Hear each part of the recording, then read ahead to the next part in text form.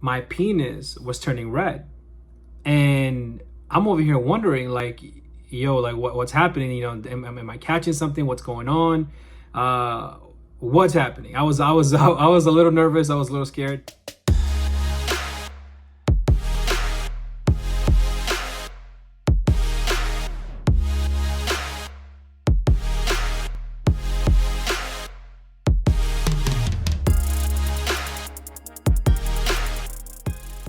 What is going on, my YouTube familia? Welcome back to my channel. Welcome back into another banger video. Today's video, we're going to talk about Balanitis.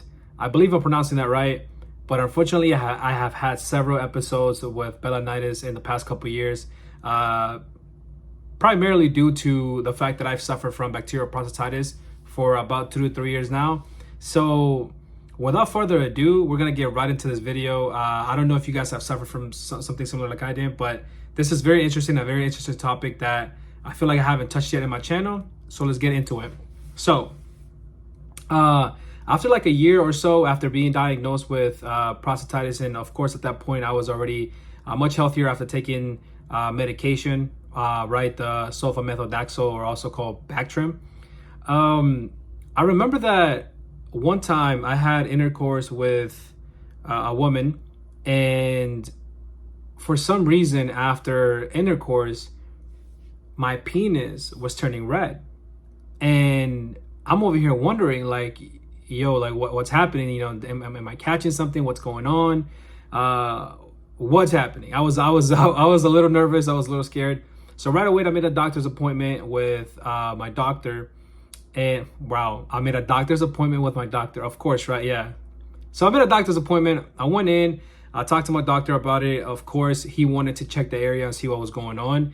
And at that point, the day after, my penis was not only red, but it was hurting every time by the way, I'm uncircumcised. So every time I peeled the skin back, it also hurted. Like, it was some pain there. And that was kind of weird, because it's not something that I really had when I had the, bacterial prostatitis. It wasn't one of like my main symptoms, right? So he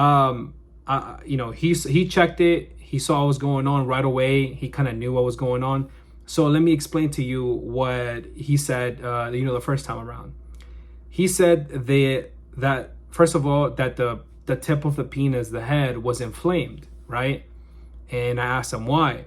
He said there's a possibility that it could be fungus. And I think actually it was fungus, not a possibility, but it was fungus. There's a possibility that that's the way it happened, right? That the red spots and the red marks was fungus or some type of bacteria, and it was very red on the tip, and then on the edges when I peeled back the skin, it was also red. And I was just like, damn, like, what can we do about it? He prescribed a ointment for me to put on the tip of my penis and around the penis. And eventually, thank God that faded away, the inflammation faded away. So, Balanitis, anything with itis, it's always inflammation, at least for my understanding. So of course that was also inflammation that I had. And, a couple of days of using that, it kind of faded away and everything was all right. Now, to get more into detail and more into my personal life, so, I've always liked to use protection, as you should, especially if you're not guys are not really long-term partners or married and stuff like that. And it is a little bit difficult for me to talk about, but I'm gonna get mixy with it, because as you know, in my channel, we get real with it, and we get transparent with it. And all right, let's keep going. I got a little nervous for a second, I'm not gonna lie. It's one of the first few times that I've gotten nervous and stuff, but eventually, I try to keep, I stay protected. I get checked very often. If anything, even, even if I don't have intercourse for a year or two, I still get checked just to make sure that everything's good. There was a point in time where I was sexually active for a while, especially back in my day, bro. I was getting mixy. I'm not gonna lie. I was getting really mixy.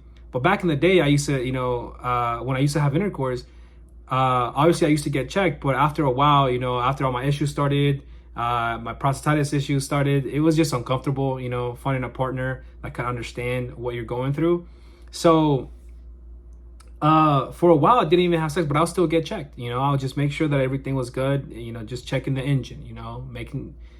Checking the oil, everything was good. So I used to, get checked a lot, and I still do to this day.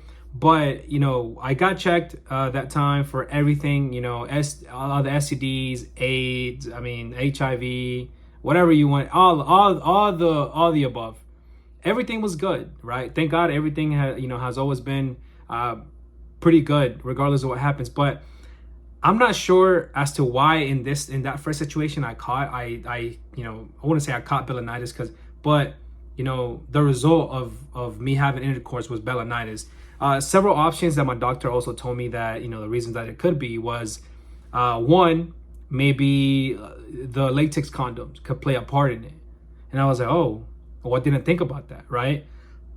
So instead of using latex condoms whenever I have intercourse, is something that now I went to non-latex, right? So to see if there is a difference.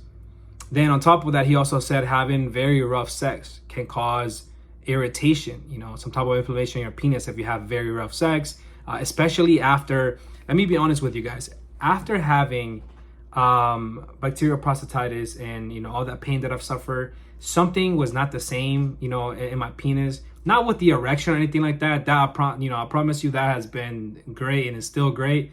But just the sensitivity, the sensation that I get, sometimes it's not the same, and it feels a little off. I know it can tell. I feel a little bit different, and because of it, sometimes when I have if I were to have for example rough sex, right? You guys know what I mean by that. I don't need to get more into details with that, but if I were to do something like that, I'll feel soreness, very soreness afterwards.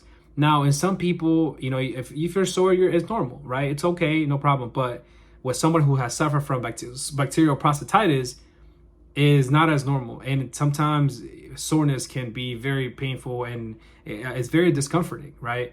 So I had to think about that as well, and I was like, man, just sex already was difficult enough for me, or intercourse, anything, because of my anxiety, because of my chest pressure, my health issues, my heart racing, and now I gotta deal, with that. I gotta worry about that. So the other thing that he said was obviously one of the most obvious is the fungus, some type of bacteria that you might have caught. And even though you're protected, you're supposed to be protected, you can still maybe it slips. Maybe it I don't know, maybe sometime after once you take it off and you're washing it off, something got caught, something. It could always have that little bacteria, especially the yeast, I think is what he said. I'm looking at it right now here on my screen. Yeast infection, scabies, I don't know what that is, sensitivity or allergy, some of the things, that skin condition. So something along those lines, is another possibility. And I was reading online as well. Another thing, I did a little bit of research, that even soaps, after you have sex, you got to wash up, you got to clean, especially with my bacterial prostatitis issues, that I've had. I want to clean up. I want to make sure everything is good. I want to dry up. I want to clean the uncircumcised area to make sure it's all good afterwards and everything is good to go. So I do that. But sometimes there's some type of products, some type of soaps that if you rub your penis around, or if you rub your penis, and if you don't wash that off very well and dry it up very well, it can cause also those issues. And I was like, damn, even cleaning it can be an issue. You know what I mean? Because certain products have certain chemicals that can make your penis, inflamed. Now, I haven't had these episodes too many times. I believe I've had it 2 times, maybe 2.5 sometimes. I thought I had, but when I do have it, it's very, very discomforting. It's very painful. My tip, another symptom that I had was itchiness, and it itches sometimes. And I'm like, all of this, I feel like started happening because of after I started suffering with bacterial prostatitis. So I know for a fact that that's playing a role. In my mind, the best way I can put it is because I've suffered from bacterial prostatitis, sometimes, there might be an overgrowth in that area of you know, my prostate, for example. So whenever my penis, you know, touches something, you know, that's not supposed to, and it catches some type of bacteria or some type of irritation, then it's like so easily active that it just, you know, inflames, and you know, the redness starts, the itching, and all the symptoms start. So in my mind, I kind of picture it that way, to be a little bit of a mixture of things. Again, for, you know, that already it's in itself is tough, right? Now, I do want to say, a lot of you guys, you know, I know especially people around my family group and friends and stuff, they're like, Carlos, you're Christian, you know, you're not supposed to having sex. Why are you doing? Listen, I understand. I completely understand it. Unfortunately, you don't know my past and the things that I've been through when it comes to anything with, you know, sexual that I've had in the past or experiences. I'm not going to get too deep into it because that's very, very, very personal. But, you know, growing up, unfortunately, things like pornography and things like sex were so, how do I say this? I don't look at it and I'm like, oh my God, it's a horrible thing. But I can look at something and it's like, oh my God, it's not like the craziest thing. So for me, like, oh, this is the right word I was looking for. It was desensitized. When I was a kid, sex was desensitized, and that's very unfortunate, right? Something that I wish that I had never gone through, but because of it now, it's hard for me as I walk into my Christian life. It's hard for me to kind of sometimes have that conviction that I need.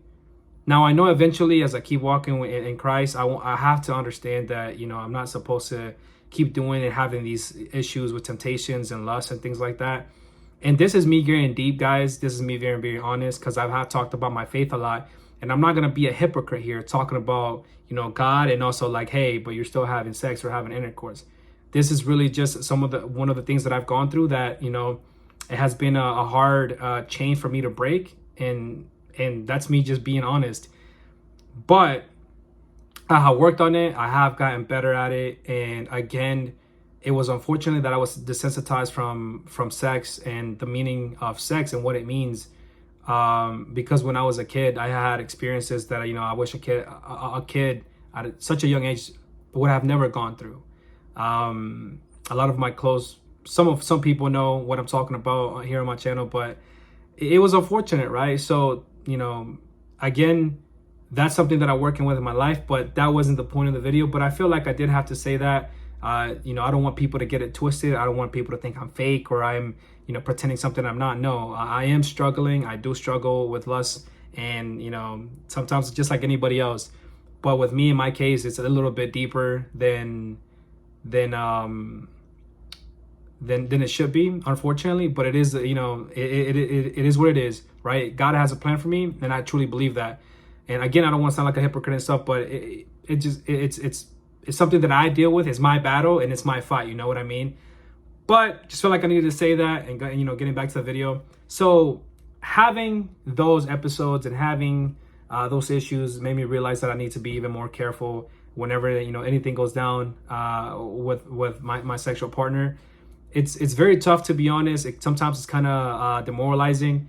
Because again, you know, being with a partner already with all my health issues, it's tough in the first place, you know. But now having, you know, the bacterial prostatitis issues and, you know, some issues that you deal with your penis, you know, it's also kind of difficult for them to understand. But, you know, the right partner will end up loving you and for who you are and what you're going through. So I gotta believe that, and I'm telling you guys so you guys can, you know, also start believing that yourself. I know a lot of you men are going through a lot of stuff and similar things like myself. So, you know, stay on top. Don't be discouraged. You know, keep your head up. Keep your energy up. Stay positive. You know, pray.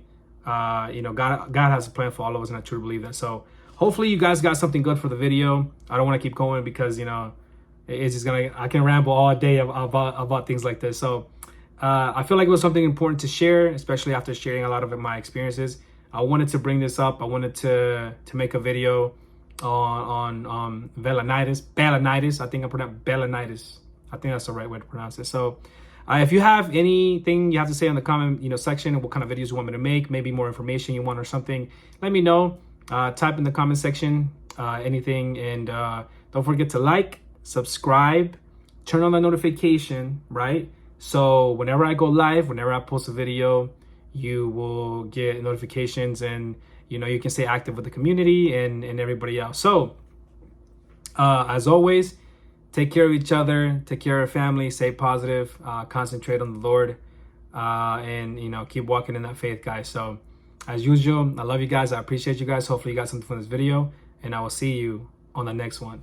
Peace and love, baby.